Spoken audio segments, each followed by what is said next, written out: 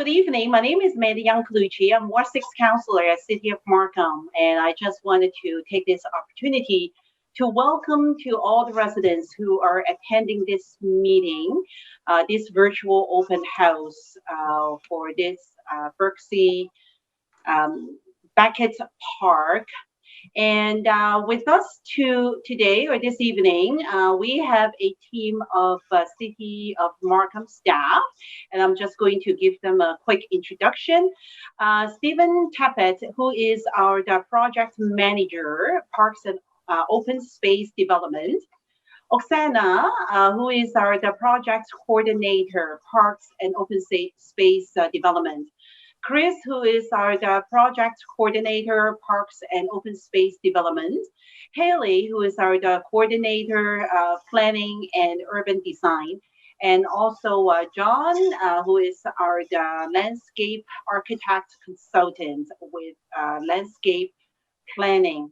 So I'm going to turn this meeting to Stephen, and so that he can actually do the presentation.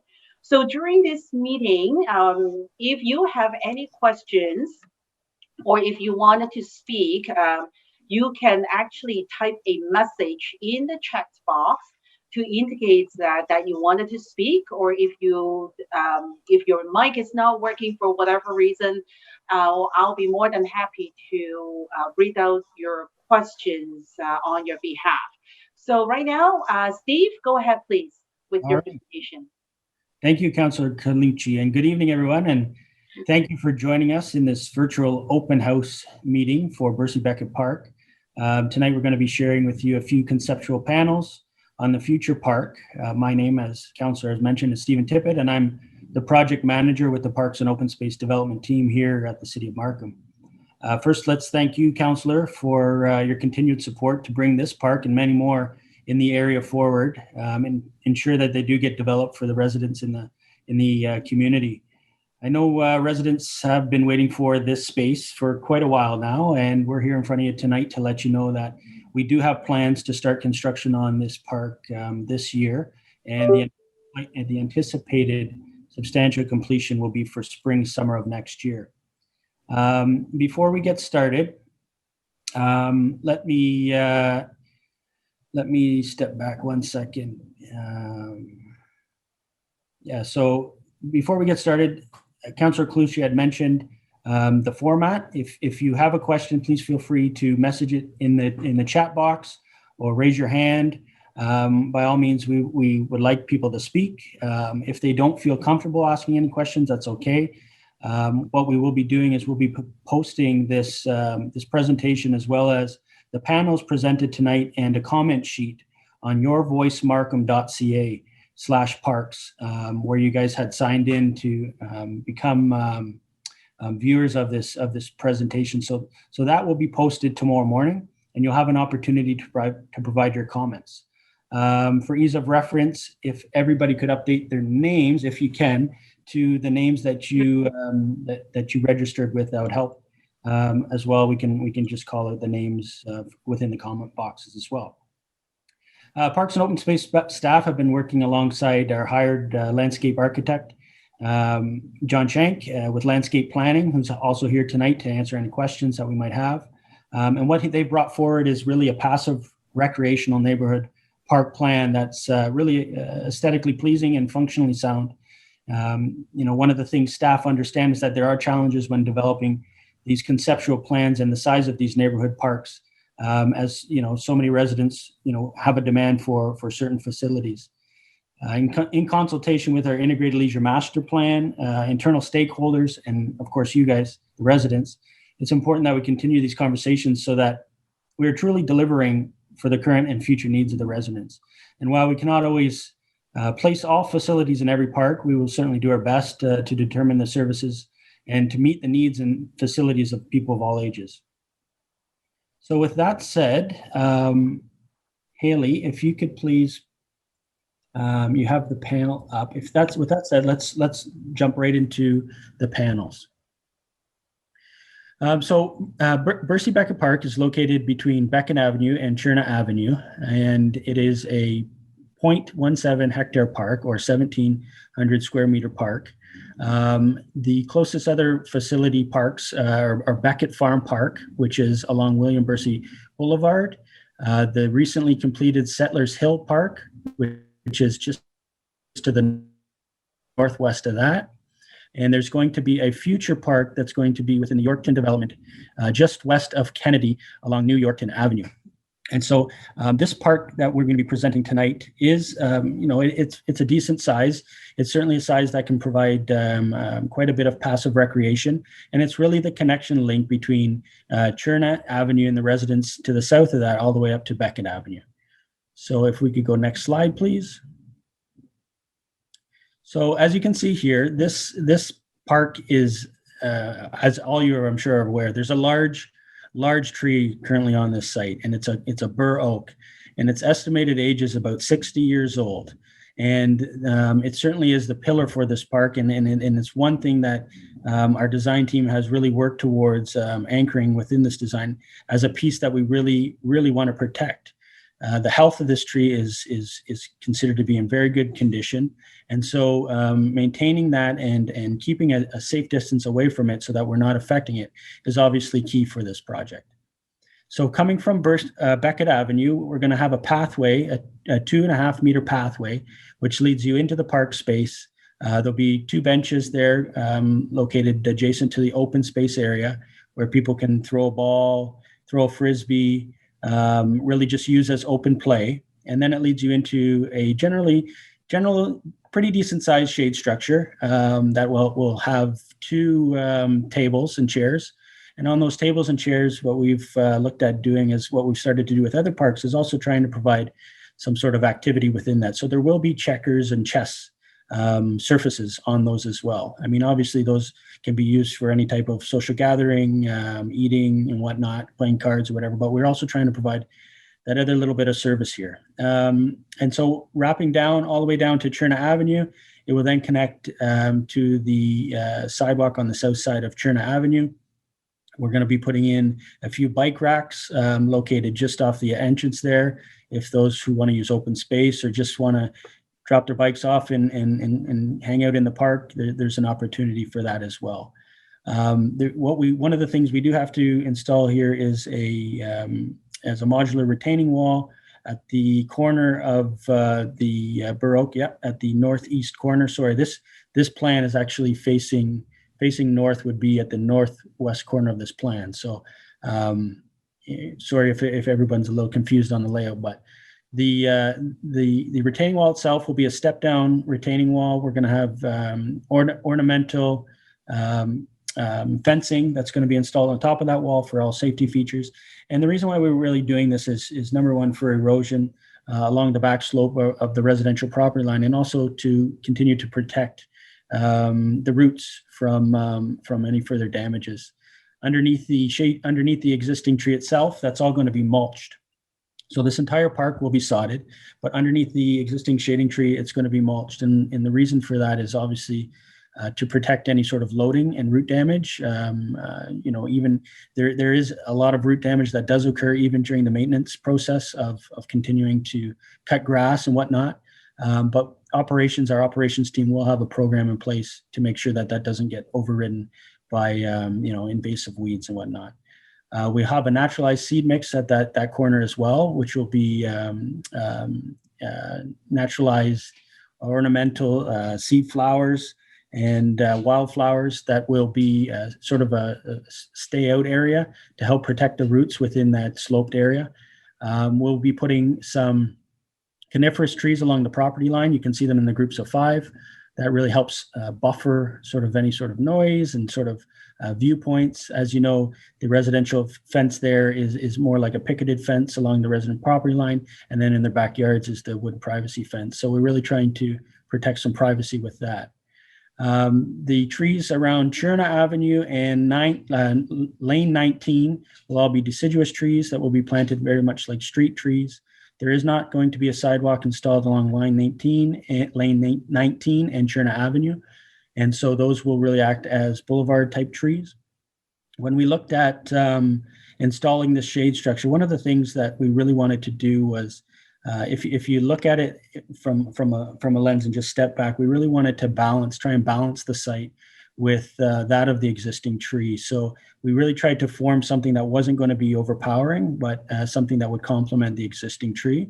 And those trees that are surrounding the shade structure will all be ornamental trees. And we can speak to that. Oksana can speak to that later. As we are still in the design stage, the actual namings of these species, we still have to get into.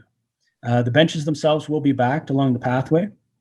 And they will, they're essentially been positioned to allow for view of the open space and really just backing onto the tree area itself. Do you want to get into the materials page, please, Haley? This just gives you an idea of some of the materials that we're going to be using for this park. The pathways will all be a concrete material pad, which will be leading you through the park. The shade structure is going to be a precast. It's going to be a solid structure. I believe it's 6 meters by 6 meters. It is relatively large, and it will support 2 gathering tables and chairs. The planting gives you an idea of the species that we will be looking to install here. We are trying to get some ornamental flair around the shade structure itself to provide a bit of character to the site.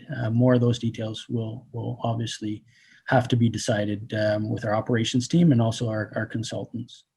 The site furniture gives you an idea of the type of benching that we're going to be installing, pretty typical throughout the city.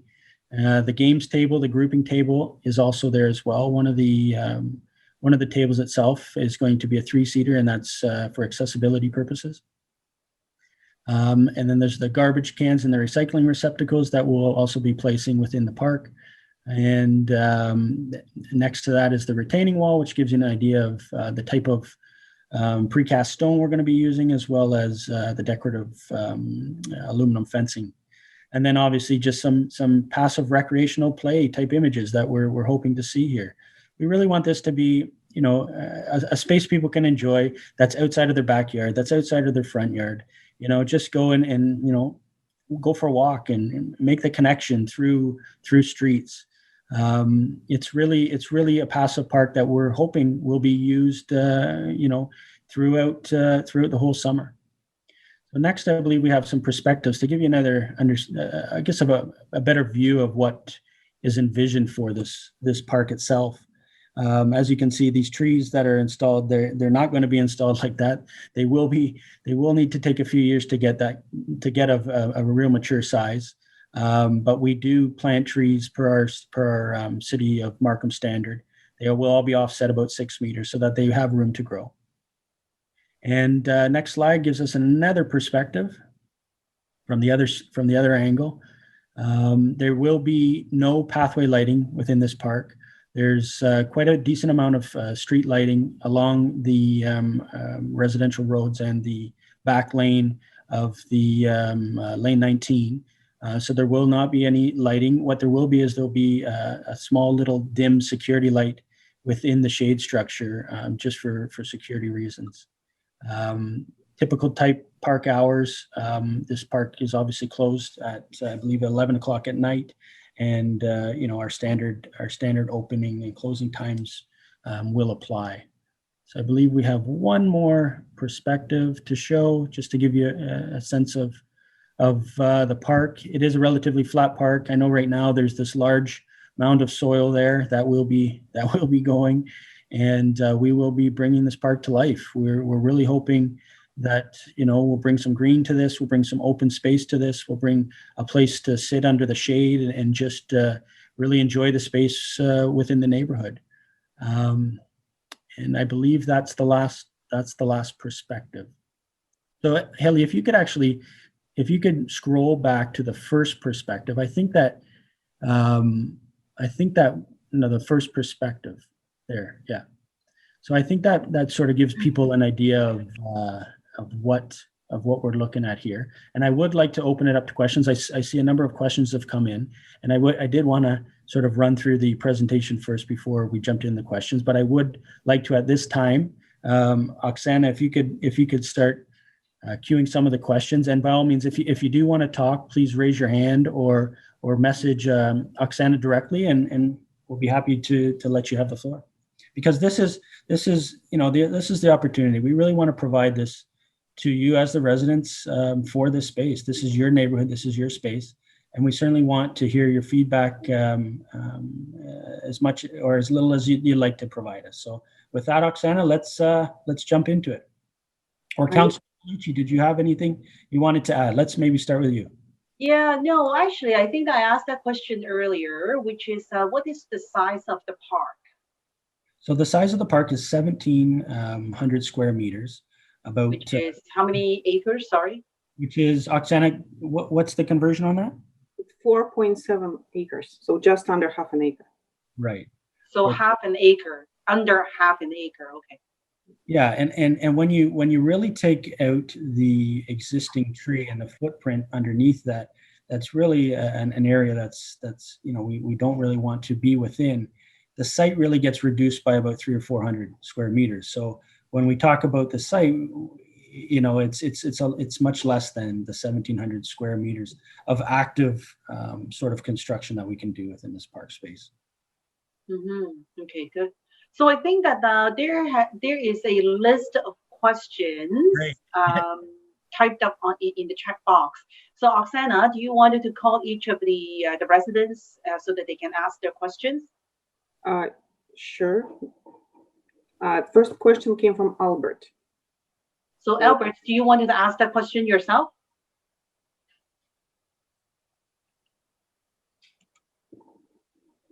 Is Albert still here? Okay, you can unmute yourself if you want.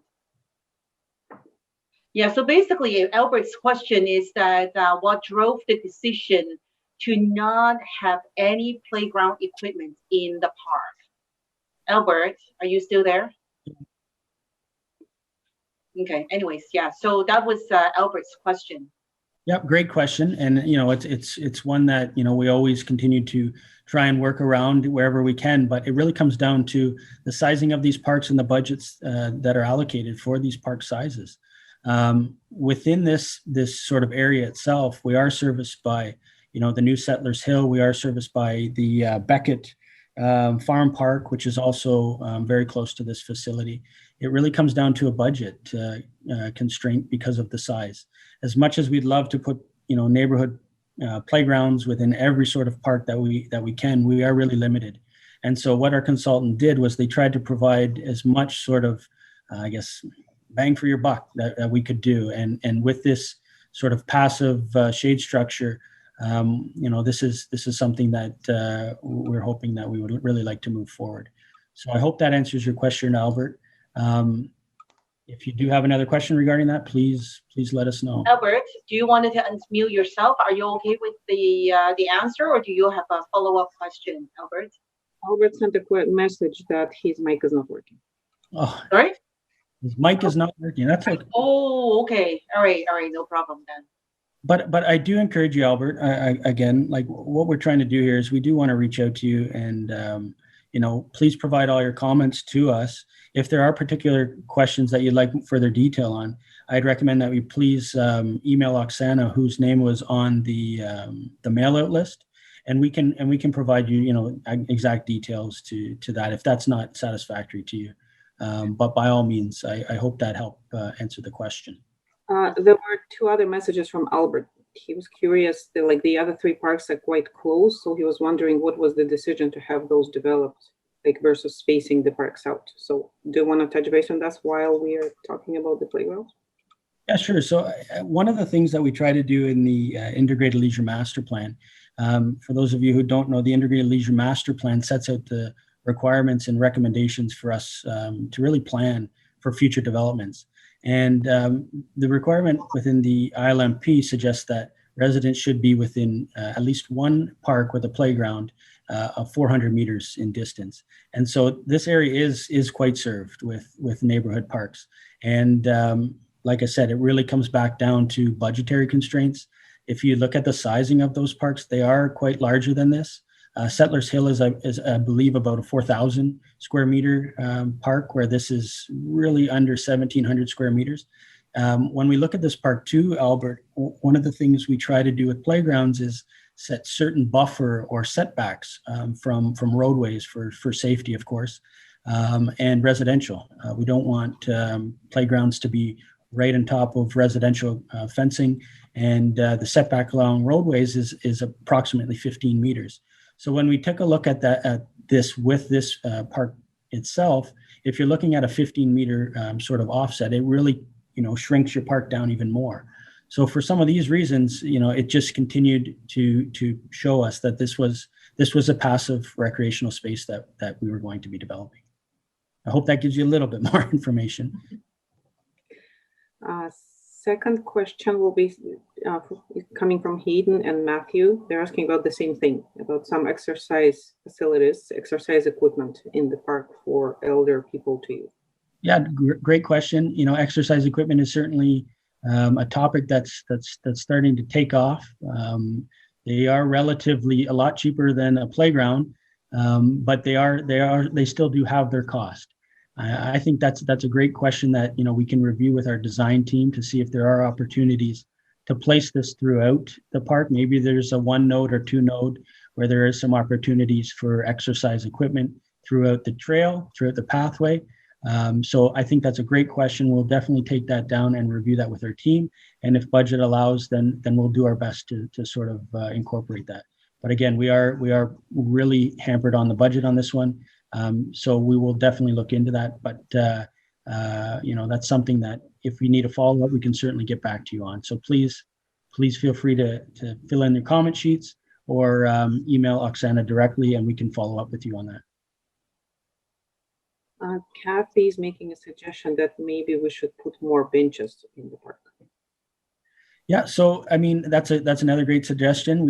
Right now we have 2 back benches. We also have the 4 tables and the 2 tables and chairs underneath. When we start looking at sort of setbacks and how close we want benches towards roadways and whatnot, we do start getting limited. As you can see, I mean, I guess an alternative to the bike rings could be a potential bench, but when we're positioning these benches, we're really trying to do it for reason and rationale. And the way these benches are positioned is really to sort of sit back and take a break during a walk through the park, but also to enjoy what's in front, and that's really why they're positioned where they are. But a great point, great comment. We'll take that one down. And we'll certainly look to look at incorporating where we can. Next question came from Hayden. What does it actually mean by the park will close at night?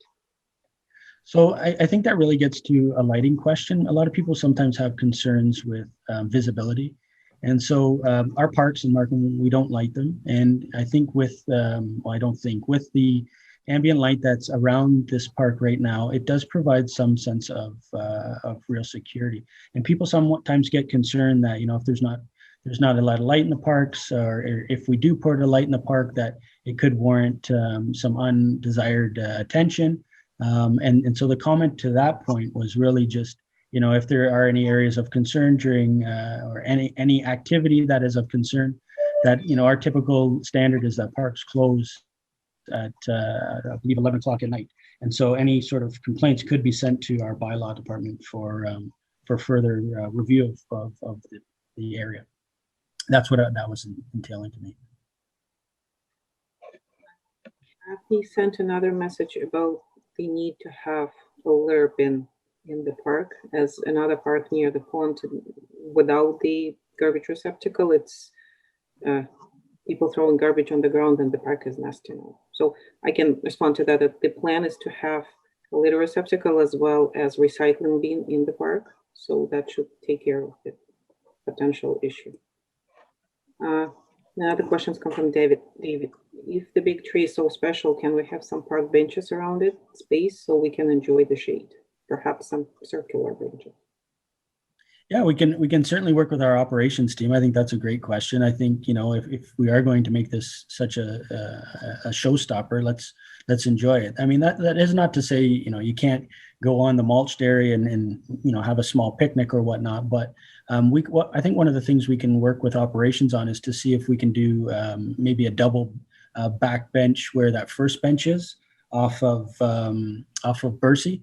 and see if we can face one towards the tree and one towards the open space, or even look at a backless bench. It's one of those things where the back bench is of comfort, but again, if you wanted to sit and look at that tree, the backless bench could be an opportunity there. We could also look at maybe just placing a tree or a bench within and around that treed area or the mulched area, not necessarily in the actual area, but somewhere in and around it. So I think that's a good comment. We'll definitely review that and see if there's an opportunity to incorporate a bench closer to the tree so you could enjoy the shade. Great comment.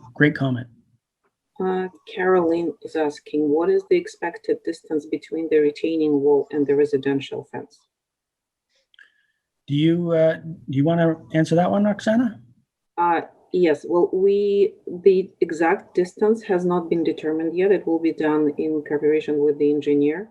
We will find that spot where the retaining wall, it cannot be too close to the tree because it might affect its health, but at the same time, it should be far enough from the residential property. So we will work it out. As of right now, we're looking at probably about a meter and a half. That's my understanding. Yeah, and if I could also add to that, one of the other things we're looking at is the maintenance requirements between those two fences. So if we do have a meter strip there, we will be looking for operations to obviously maintain that so that it doesn't grow out of control or onto the neighboring property. So these are some of the sort of current issues, I guess, we're still looking to address as we're still in the design stage of this design. Great question. Another question, recommendation from Kathy. I suggest the fence shouldn't be halfway on Beckett. It should be all the way down to lane 19. Yeah, I think, again, we're going to defer to our engineers and our arborists on the length of this fence. I think this is certainly, a conceptual representation of it. I don't know if John, our landscape architect, has anything to comment on that, but I think that we still need to really get into the engineering review of this fence before we have an understanding of how far down it goes, correct? John, are you there? Yes. Hi, Steve. Thank you. Yeah, we did a kind of a conceptual schematic review of the site grading. The intent is we would like to minimize, obviously, the impact of the wall. So we would be looking to return the wall back to kind of grade where it does meet and match. The extent of fencing is really only required as a safety barrier. And so it would only be used when the wall is in excess of 0.6. We may consider something lower than that just due to its adjacency to the sidewalk on Beckett. But again, we would like to minimize the impact of the wall in favor of greening the site and ensuring that we have the most sight lines from most of the residents encircling the park. Thank you, John. Is asking, what is the timeline on the other two parks that were mentioned? They seem quite close. Would they be similar in features? So do you want to take this one, Oksana? I believe you're carrying the Yorkton properties, correct? Yes, Yorkton Park will be built on the west side of Kennedy, and the plan is to have it completed by the end of this year. Haley, sorry to interrupt. Could you go up to the map? Yeah, maybe you can show. Yes. So the park will be located just that's north of New Yorkton Avenue, west of Kennedy, where on the map you can see the empty spot there. So that's where the park is going, and it will have the full programming, including junior and senior playground, shade structure, and some landscaping. The other parks, Settlers Hill. Sorry, Steve, go ahead. No, I'm sorry for interrupting. You go ahead. The other two parks, Settlers Hill and the Beckett Farm Park, they have already been completed. And in terms of programming, again, as Steve mentioned, they both have play equipment and they have shade structures. And those two have play equipment and play structure, right? And shade structures, yes. Correct. Yes. Yeah, and they are larger neighborhood parks. And Yorkton itself is, I believe, it's about 3,800 square feet. The park that's going to be located just west of Kennedy, and so again, it's going to have your shade structure and junior senior. That's really when we look at the sizing of these things, how we're trying to source some funding for these. So that's that. Carolyn is asking, there's currently an unnecessary concrete pad on the boulevard on the Beckett Avenue side of the park. Will this be removed as part of the upkeep of the boulevard? Carol, if you're able to join us, I mean, I think it'd be great if you could help us point us out exactly where you're referring to, and maybe. Hi there. Yes, I sure can. So there's a concrete pad that I think was originally put in error. They attempted to, I guess, put a mailbox there at some point, and their mailbox was not meant to be located there. So that concrete pad still exists. It's on the Beckett Avenue side, and it is just, I apologize, I don't know which direction I'm looking at. I guess east of the last boulevard tree. Oh, I think I know where it is. Yeah. Could you scroll down to the layout plan, Haley, please? Yeah. So it's almost where where it's showing a mailbox right there, right? So further east of that. But further. It's under that second. Yeah, exactly. So past the right where you're pointing, just past that boulevard tree, there's a concrete pad just there. Just visually on the boulevard, it just looks a little bit strange against the grass. I don't know, Oksana, if you have any sort of background on that, but I think that's something we can reach out to urban design to see what was planned there. You mentioned a mailbox, and if it's not going to be a mailbox, what's the plan for it? And certainly if it's not planned to be anything, the developer will have to remove that. So we can, if you want to, Caroline, if you want to reach out to Oksana and maybe provide her with your email, we can take that up on a separate note. Okay, thank you, appreciate it. Thank you. Stuart is asking, did Stephen mention the safety rule where things need to be 15 meters from the ropes, thus rather reducing the size of the available space in the park? Yeah, so as part of some of our best practices,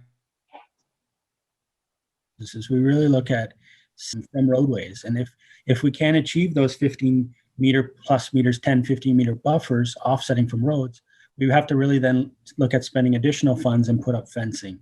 And that really is a safety feature that we look at when we're trying to incorporate playgrounds within these park facilities when they are relatively small. So yes, that's a general general concern and a general rule that we try and achieve as designers. Hope that answers your question, Stuart. Yeah, that's great. Thank you. Thank you. There were several comments about liking the design and about proposing extending the wall all the way down to lane 19, but those are not really the questions. What are your park strategies for youth aged 18-25? Question from Hayden. Great question, Hayden. Again, going back to the whole passive park space availability for this space, it really is open space. As an 18-year-old, 25-year-old, I could see myself throwing a football around or simply relaxing with some friends on a bench or getting together and throwing a Frisbee, but it's really just using that open space as best as possible. I mean, you can also, I don't know what kids are, some kids could certainly be into the chess and the checkers, and there's opportunity for that within the games table as well. That's really our strategy for a lot of these ages. It's not just necessarily for 18 for 25, but for all age groups. It's a green space. This is a green space. Because of the size, this is the design that we're bringing forward, and we're hoping that it'll work. I think it's going to be a great open space area where people can enjoy. It's certainly going to be well maintained like all our parks. And I hope that answers the question. Actually, that doesn't. I guess like what I would say is that I saw a lot of playground that is suitable for kids, um, in our neighborhood, and our parents choose this neighborhood because of the school, and so there's a lot of parks for children. But then when they grow up, there really not really much to do in the parks. Yeah, no, that's a great point. I mean, I think when we start looking at some other activities, like, I mean, we could talk about a basketball, for instance. The space of this size, would definitely not even support a half court, and not to mention that the location of this park itself is surrounded by streets and backed onto full residential. So we get impacts of the playing of the sport, like a bouncing of the ball, which echoes and makes a lot of noise, which is, some people see it as a nuisance, but it's also part of the way we're trying to design, because this is such a small space. It certainly doesn't allow for much more than open space. In terms of the overall picture, the overall, how we're going to be planning for that, as part of, the parks renaissance is what our operation team looks at, is once these parks and the facilities become of certain lifespan, say a playground, for instance, once the lifespan needs to be replaced in 20 to 25 to 30 years, they'll revisit, the age demographic of the area and really try and understand what's the best needs. Yes, there's always going to be a school there. So the mindset is there are young kids there. But, I think that's a great question that you brought forward, Hayden. If we could certainly chat about it in sort of how we're going to be planning, or what would be the plan in this area in the future. I don't have that information right now, but it's certainly that we can definitely discuss. Yeah, So, I would just say that so like 18 to 25 is a weird age range where they are in university, which I am. I'm also studying urban regional planning, by the way. So it's not like I want a basketball court in the park. I know there's no way. Like, it's just that there could be some activities for you, like if it's just sitting there talking with friends, like, I don't know. what on the bench.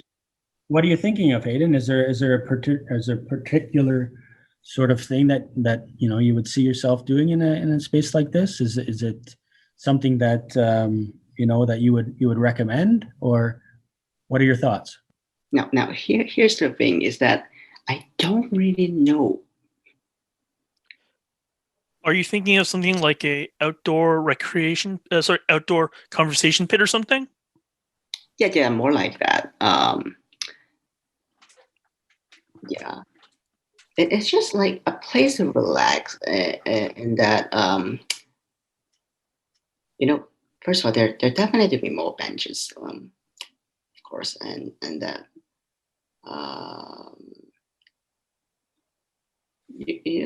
as a student, like the most thing that I have is pressure. So having all the assignments there, and then sometimes I will want a space so that I can relax myself. Maybe in an environment like, just instead of like doing my assignments at home or like at school, like sometimes doing assignment at park is also great for me. Like so I guess maybe.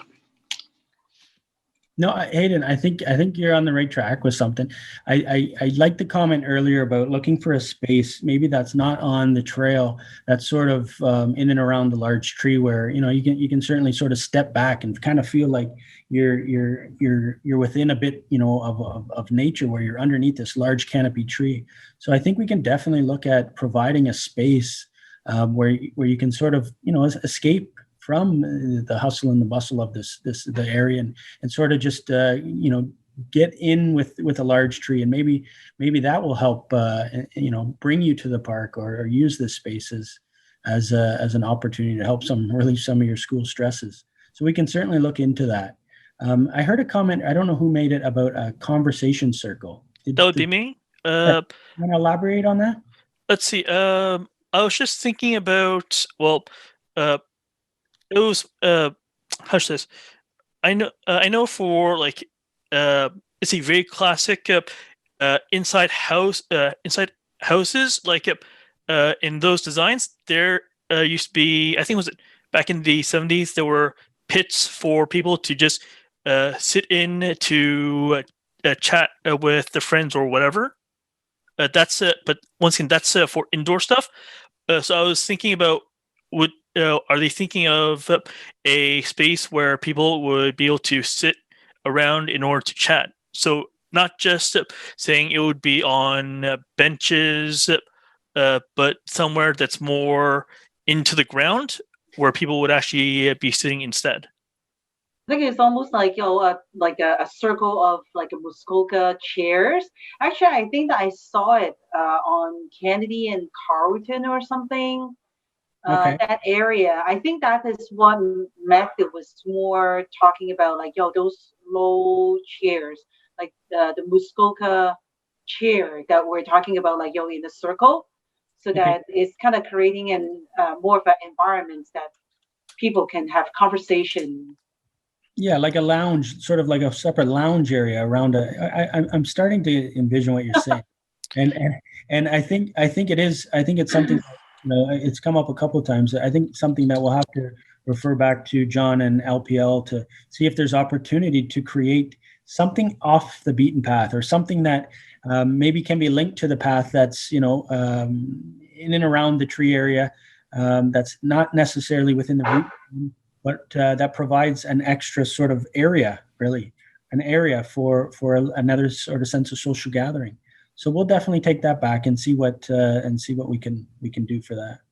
Great comments, though. Great points. Thank you. Yeah. We have another question from Nick. What does a junior-senior playground entail? Well, junior-senior playground entails a number of things. Typically, when we say junior-senior playground for a neighborhood park, we're looking at a facility that's about 300 to 350 square meters. We can get a bit smaller than that, but then we're really taking away from the junior and the senior. And when we say junior and senior, we're really referring to age groups. So when we look at like ages from 1.5 all the way up to, I believe it's 5 or 6. John, you might have to correct me. John from LPL. And then senior is from 5 to 12. Is that that's correct? Yep. And so when we talk about junior senior, that's really what we're trying to incorporate, that variety of age group within a playground space. I hope that answers your question. That was it. There were no other questions or comments. So at this moment, because like there's no more questions submitted via chat, so I just wanted to see if there's any residents who wanted to speak, any of the comments, questions, or anything. I'm just kind of looking at all the screens. I don't see anyone have any indication. Oh, Kathy. So Kathy, do you wanted to speak up, or is your mic okay? Hi, can you hear me? Yeah, go ahead, please, Kathy. Just have a question about that the garbage bin for the Berczy Square.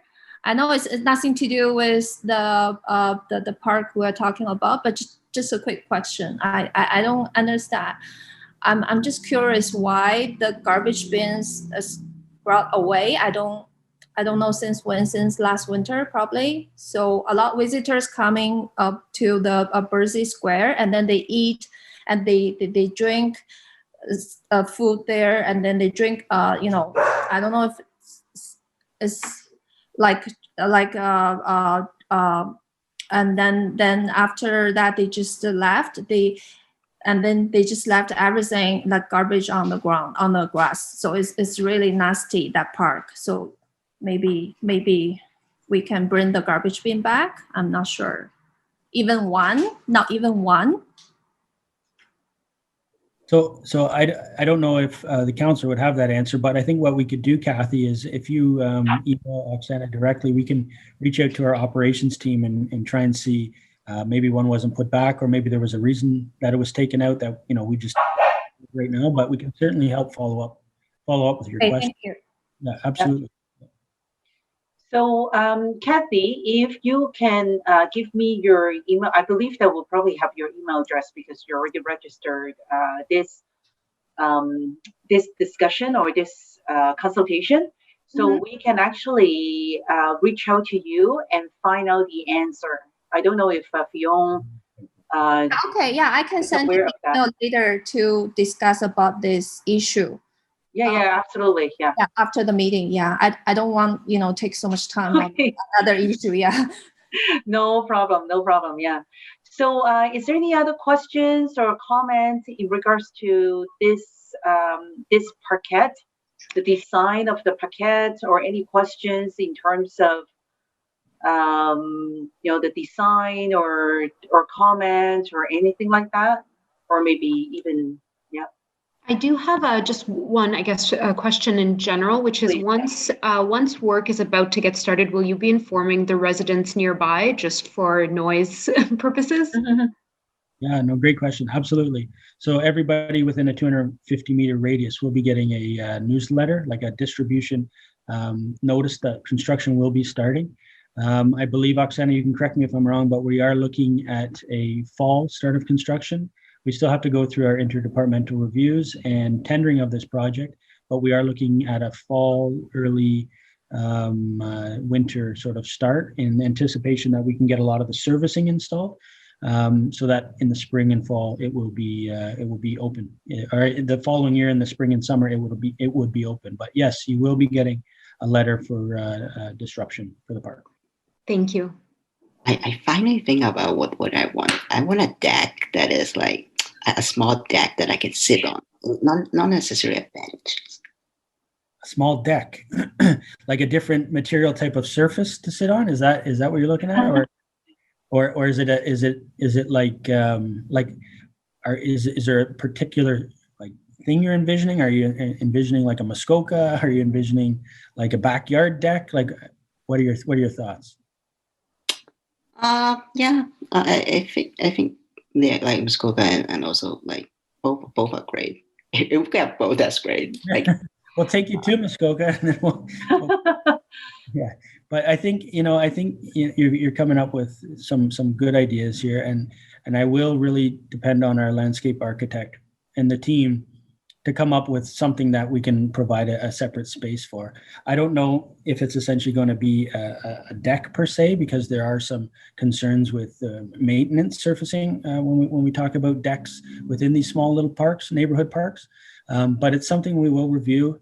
Again, please visit Your Voice Markham tomorrow morning, and you'll find a comment sheet, and I would encourage you to fill it out and send it back to our team, and we will certainly review it. Yeah, yes, correct. And also, I just want to say something that is, the notice have absolutely no mention that you need to register a day before the meeting. And that is very lucky that for the other staff respond to my email and send this link to me. So is that was referring to the notice that went out to residents? Yeah, the notice basically only say is today at 5:30 p.m. Go on to yourvoicemarkham.ca, and there's absolutely no mention that you need to register one day before. Okay, great point. I think we can take that back to our team on all future sort of plannings of these events, and maybe be a little more clear. One of the things we do try to do is, because we're all digital right now, is we try and set a time frame where people can register, and then we can mail out the email link to all people who registered. We have had some experience with bots taking over these meetings, and it's something that we're trying to avoid. But absolutely, we can definitely be more clear on our messaging, because we want to hear from everybody who's interested. So thank you for that. Yeah, I totally understand the security concerns of it. Okay, great. Well, thank you very much, Hayden, for your great comments and question as well. And so I just wanted to see if there's any other residents have any other questions or comments. If none, at this point, down the road, if you do have any other things that you just say, hey, you know what, I just thought about this and I forgot to mention it in the meeting, you're more than welcome to send me an email, and my email address is acollucci@markham.ca. markham.ca. Maybe Fiona can type my email address there in the chat box, or you can also email Oksana as well, which is already in your in the letter that we sent you, which is onegourutsa@markham.ca. So maybe Oksana, you can also type your email address there, so just everybody have it in front of them. And with that, I just wanted to say thank you so much for everybody who come out, and I'm sure that we're kind of eating into your cooking time and then kind of in the way of your dinner as well. So I just wanted to say thank you so much for taking the time to come out and share your thoughts and your opinion and ask all the questions in regard to this park. And I wanted to wish everybody have a wonderful evening. Thank you, everybody. Okay, bye-bye.